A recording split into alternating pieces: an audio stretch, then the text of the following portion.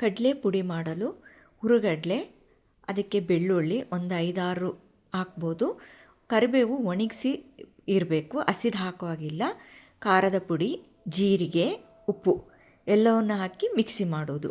ಬೆಳ್ಳುಳ್ಳಿ ನಾವು ತಿನ್ನಲ್ಲ ಮಡಿ ಇದ್ದಾಗೆ ಅಂತಂದರೆ ಕಡಲೆ ಬರೀ ಪುಡಿ ಮಾಡಿಕೊಂಡು ಅದನ್ನು ಎಣ್ಣೆ ಒಗ್ಗರಣೆ ಹಾಕ್ಕೊಂಡು ಸಾಸಿವೆ ಜೀರಿಗೆ ಉಪ್ಪು ಖಾರ ಆ ಸಪ್ಪನ ಪುಡಿ ಮಿಕ್ಸ್ ಮಾಡಿಕೊಂಡು ಆ ಥರನೂ ಕಡಲೆ ಪುಡಿ ಮಾಡ್ಕೋಬೋದು, ಈ ಥರನೂ ಮಾಡ್ಕೋಬೋದು. ಮಿಕ್ಸಿ ಇಲ್ದಾಗೆ ಆ ಥರ, ಮಿಕ್ಸಿ ಇದ್ದಾಗೆ ಬೆಳ್ಳುಳ್ಳಿ ಯೂಸ್ ಮಾಡಬೇಕು ಅಂದಾಗ ಈ ಥರ ಇದು 1 ತಿಂಗಳಾನ್ಗಟ್ಟಲೆ ಯೂಸ್ ಮಾಡ್ಕೋಬೋದು.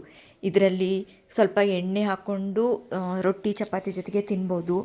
ಇದ್ರ ಜೊತೆಗೆ ಮೊಸರು, ಎಣ್ಣೆ, ತುಪ್ಪ ಯಾವುದಾದ್ರೂ ಮಿಕ್ಸ್ ಮಾಡಿಕೊಂಡು ಚಪಾತಿ ಜೊತೆಗೆಲ್ಲ ತಿನ್ಬೋದು. ಅನ್ನದ ಜೊತೆಗೆ ಬಿಸಿ ಬಿಸಿ ತುಪ್ಪ ಈ ಪುಡಿ ಮಿಕ್ಸ್ ಮಾಡ್ಕೊಂಡು ತಿಂದ್ರೂ ಟೇಸ್ಟು ಚೆನ್ನಾಗೇ ಇರುತ್ತೆ. ಇದು ಮಲ್ಟಿಯಾಗಿ ಎಲ್ಲದಕ್ಕೂ ಯೂಸ್ ಮಾಡ್ಕೋಬೋದು. ಒಂದು ಬಾಕ್ಸಲ್ಲಿ ಹಾಕ್ಕೊಂಡು ಸ್ಟೋರ್ ಮಾಡಿಕೊಂಡ್ರೆ 1 ಮಂತ್ ಆದರೂ ಯೂಸ್ ಮಾಡ್ಕೋಬೋದು.